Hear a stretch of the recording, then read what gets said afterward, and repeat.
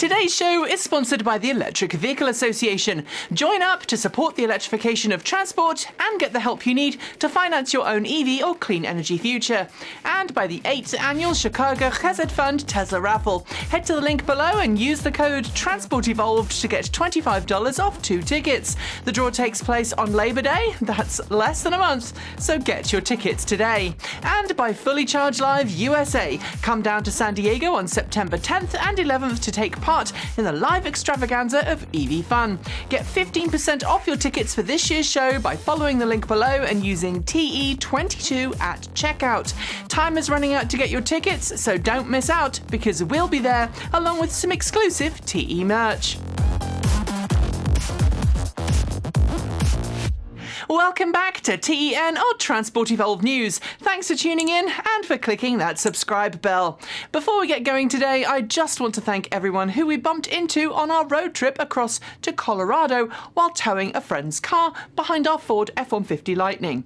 It was great to meet so many of you, and sorry to those of you who reached out and offered a meal or hospitality. We were pretty much pedal to the metal and had to turn around quickly to be back here in time to film this show on Friday. And yes, there is an entire video series coming about our trip, so watch this space.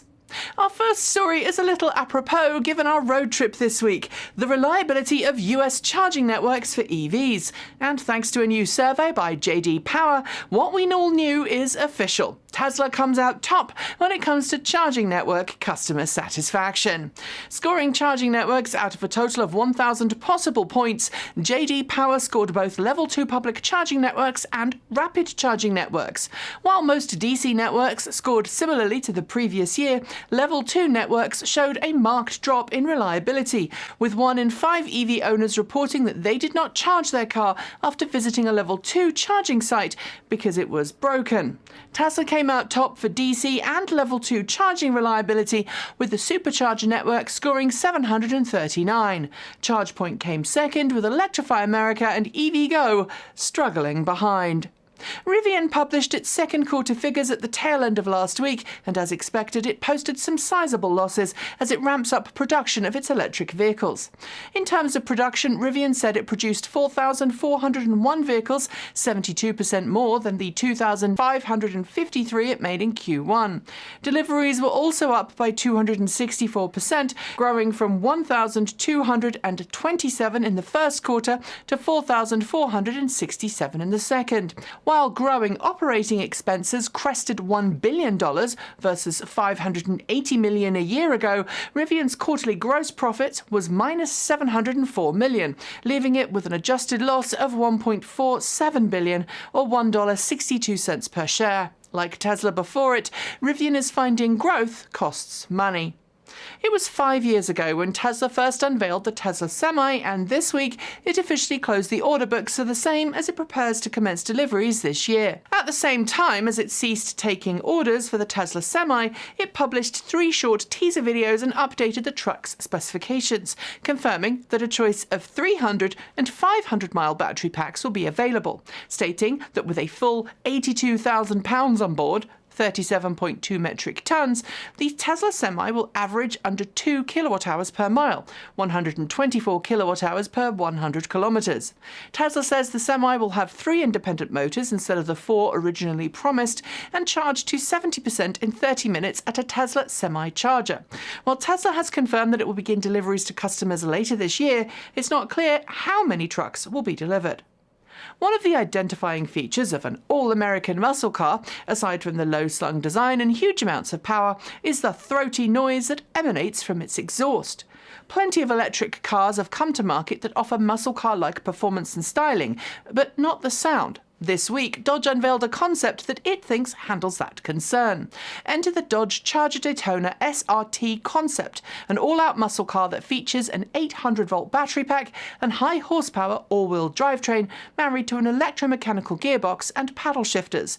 While full specs aren't available yet, the company is eager to talk about what it calls the Fratzonic chambered exhaust. Rather than pump nasties out the end, this exhaust is basically a resonance chamber for an undercar mounted speaker that produces a synthetic exhaust tone. Compensating much? A few weeks ago, we covered the rumour that BMW was readying itself to transition to 4680 form factor battery cells, and this week Reuters expanded on that story. It claims anonymous sources familiar with the matter confirmed that BMW has signed a supply contract with Chinese battery specialists Eve Energy, with Eve becoming BMW's primary supplier of cylindrical cells for a new range of electric vehicles it's hoping to bring to market in 2025.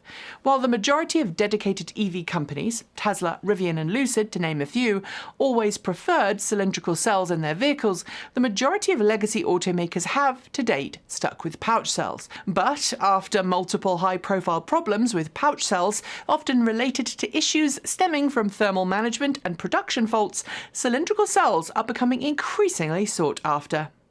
Volkswagen's ID Buzz has generated a lot of, well, buzz around the world as potential private and commercial customers eagerly get in line to put down a deposit to own one. Pre-booking for both vehicles opened in Europe in June, with official market-by-market order books opening a month later. This week, Volkswagen confirmed that it's amassed over 10,000 confirmed ID Buzz and ID Buzz cargo orders to date, about two-thirds of the total production capacity for the 2022 model year.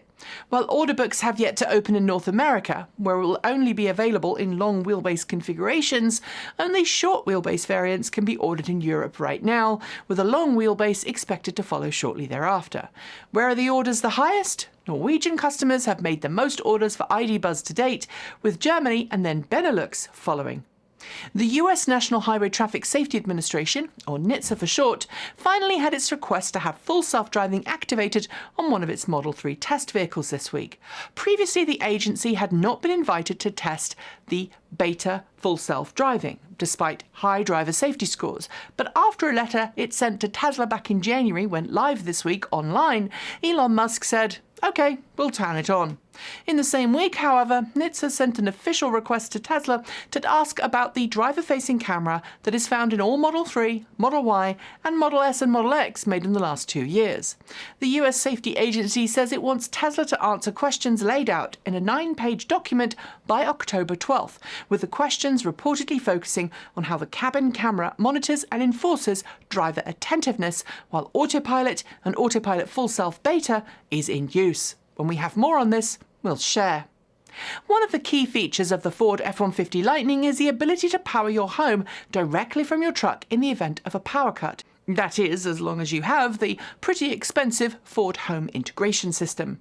Power companies are already starting to take note, and we've already covered several accounts of power companies starting up trial programs with Ford to examine how vehicles like the F-150 Lightning could be used to help deal with peak demand periods by feeding power back into the grid rather than firing up a peaker power plant.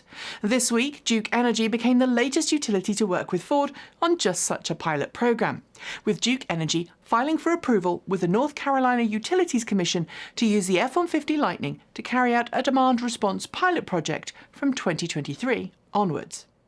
Tesla unveiled its Optimus robot at 2021 AI Day, and ahead of this year's AI Day, where we've been promised a functional prototype, Elon Musk has been talking about Optimus's target market. In an interview with China's Cyberspace Administration, Elon Musk detailed some of the uses for Optimus.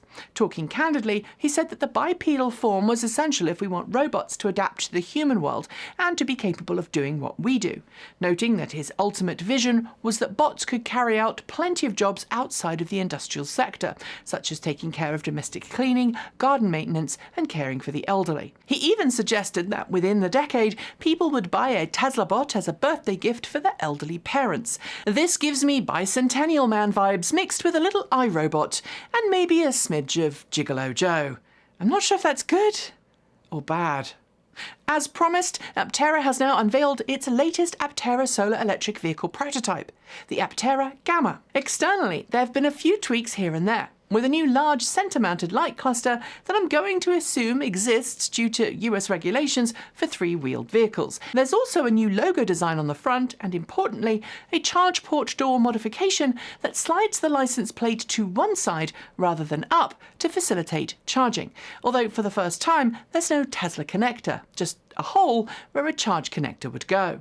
Showcasing the sports car-like seating position, the interior shots now show a new internal cluster with large centre touchscreen and smaller display pods behind the half-wheel yoke. Gamma will be at Fully Charged Live, so we hope we'll get some time to film with it. Short shorts are on the way, but first, how would you like to win a Tesla of your choice or $50,000 in cash? Well, make sure you pay attention because I'm about to tell you about the 8th annual Tesla raffle from the Chicago Chesed Fund. The Chicago Chesed Fund is a non-profit organization dedicated to helping families in crisis and has hundreds of programs and services in operation. In a world where things are pretty tough, this Chicago-based charity has been helping people stay safe, fed, employed, and healthy.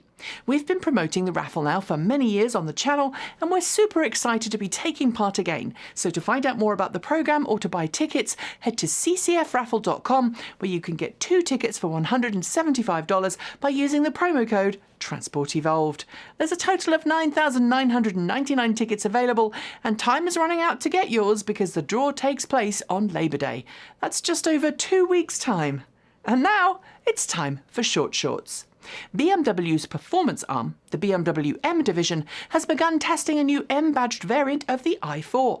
Called the BMW i4 M50, this variant has a quad-electric motor drivetrain and is designed as an out-and-outs performance monster. It's not clear when it will reach production. British company Young Driver Motorcars has unveiled a brand new electric vehicle for children. Called the Firefly Sport, the battery-electric 2-seater sports car is aimed at children aged 4 to 10, and while there's no price listed, I'm going to expect it'll be expensive. What's not so expensive is the all-new Nissan Townstar EV, which has just been priced for the UK. Designed as a successor to the ENV200, Nissan says the electric variant will sell from just shy of £30,000 sterling, $10,000 more than the ICE variant. Volkswagen's financial arm, Volkswagen Financial Services, has just launched a new finance program designed to help businesses cover the cost of installing electric vehicle charging infrastructure. It's designed to help fleets transition away from fossil fuels. NHTSA has extended the period of public input for feedback on petitions filed by both GM and Ford to be allowed to deploy a limited number of self-driving vehicles on the roads of the US that do not have any traditional human control surfaces. Following rumours last week that Tesla was eyeing several locations in Canada as potential sites for a new Gigafactory, it was confirmed this week that the Canadian Minister for Industry met with Tesla executives to discuss a path forward into making that a reality. British viewers may be looking at the Ford F150 Lightning and wondering when they'll get an electric pickup, and the answer is now. Maxus has officially priced its all-electric T90 EV pickup, a crew cab that's better sized to deal with UK roads. It'll start from just shy of 50 grand. Panasonic is expected to dramatically increase production of lithium-ion cylindrical cells at the Tesla Gigafactory in Nevada, after reporting from the Nikkei says that the company is sending specialists from Japan with a view to boost output and meet increased demand. Canoo, which announced last month that it had inked a deal with Walmart to supply it with a cargo van variant of its electric vehicle for local deliveries, has confirmed that it will outsource initial production of the same. I would not be surprised if Foxconn is going to make them. Chinese automaker NIO has been slowly growing its global presence over the past few years, and this week we learned that it will be entering the US by 2025. A battery swap station will be installed at its US headquarters for testing this year. Mercedes-Benz has recalled some EQS and EQE models to address one of the weirdest faults with a car we've seen, the towing eye. According to the report, some cars may not have an appropriately threaded towing eye on the front bumper. That needs fixing. Tesla has officially stopped taking orders in North America for Tesla Model 3 long-range variants due to a growing backlog of orders. Stating that the cars will be available to order again in 2023, Tesla hopes to work through its order books before accepting more. CAtL and Mercedes-Benz have announced an expansion of an existing battery supply partnership that will see CAtL provide Mercedes-Benz a significant proportion of the 200 gigawatt-hours of battery cells that it needs annually to switch its vehicle lineup to electric. XPeng has announced a new 480 kilowatt rapid charging technology that it's calling supercharging. During its official Supercharging Media Day, we got to see it. The S4 charging stations are capable of adding up to 200 kilometers, 124 miles of range, in just 5 minutes. Chevrolet has followed in Ford's tyre tracks and turned its latest new electric vehicle into a police spec variant. The Chevrolet Blazer EV PPV features uprated suspension and a more utilitarian interior than the customer-facing model. It will launch next year. Polestar has confirmed that its electric roadster concept, debuted this week, will go into production in the future as the 2026 Polestar 6. It's a super sleek convertible roadster, but like the Polestar 1, I'm going to expect this one to be made in limited numbers. Volkswagen and Indian company Mahindra Mahindra have announced an expansion to their existing EV partnership that will see Volkswagen supply MEB electrical components to Mahindra Mahindra to enable it to bring a slew of new electric cars to market in India.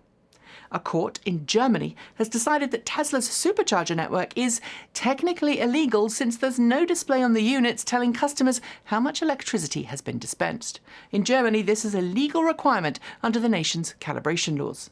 SMUD has announced a massive multi-automaker pilot program in Sacramento that will see BMW, Ford and General Motors work together with it on new managed EV charging. The idea is to allow the utility to dynamically adjust EV charging with grid demand. Tesla has begun delivering the first Model Y electric cars to customers in New Zealand and Australia. Cars built for both markets are currently being manufactured in China, helping Tesla to keep shipping costs down as well as reducing shipping time. A BMW iX that was involved in a fatal crash in Germany was not operating in autonomous vehicle mode, the company confirmed this week. Prior to BMW issuing a statement on the matter, news reports erroneously claimed it was a prototype operating in self-driving mode when the accident occurred. Tesla has expanded its virtual power plant program into Southern California through a partnership with SCE. Under the program, Tesla allows Powerwall owners to opt in to feed power back to the grid during peak demand periods, earning money from the local utility in the process. Ola, the Indian-based mobility company known for its electric scooters and ride-sharing platform, has announced that it will be building a brand new electric vehicle that it hopes will launch in 2024. Like the Ola scooters, expect demand to be very high indeed. An eagle-eyed Tesla fan noticed this week that Tesla accidentally flipped a switch in its app that turned on supercharger access for non-Tesla EVs in North America. While you can't charge yet because different plug, expect it to happen in the not-too-distant future.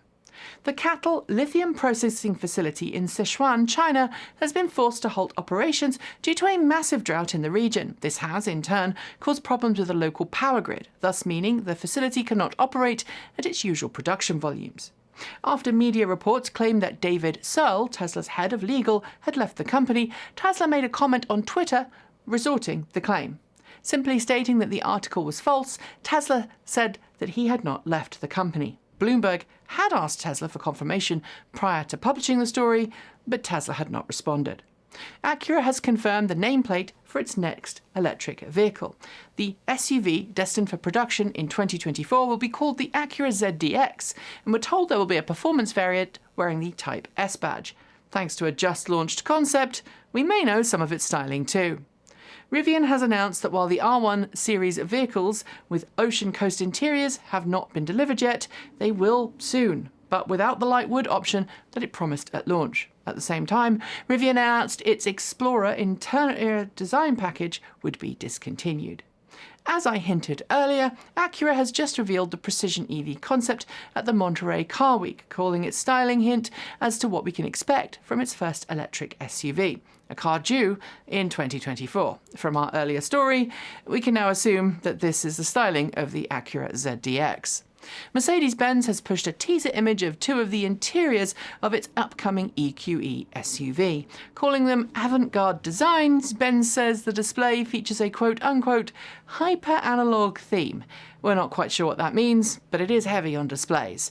And those are your short shorts. There will be more next week.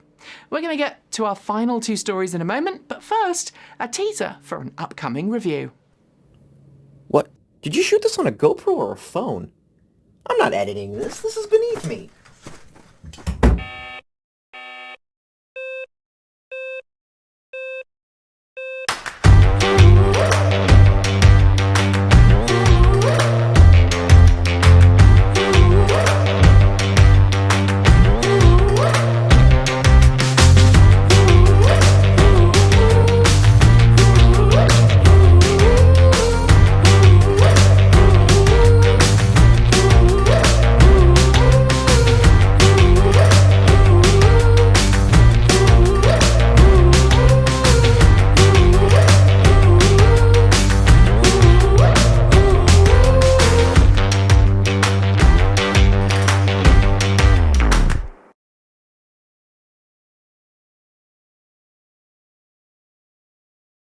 The world of electric vehicles is, I'm sure you know, a whole lot more than electric cars, and in the last few years we've seen everything from boats to planes and trains all get plugged in. And when it comes to smaller electrified modes of transportation, we've of course seen the growth in personal mobility devices, ranging from electric bicycles through to scooters, one-wheels and more. And for the most part, those scooters and one-wheels were designed as low-speed commuting solutions.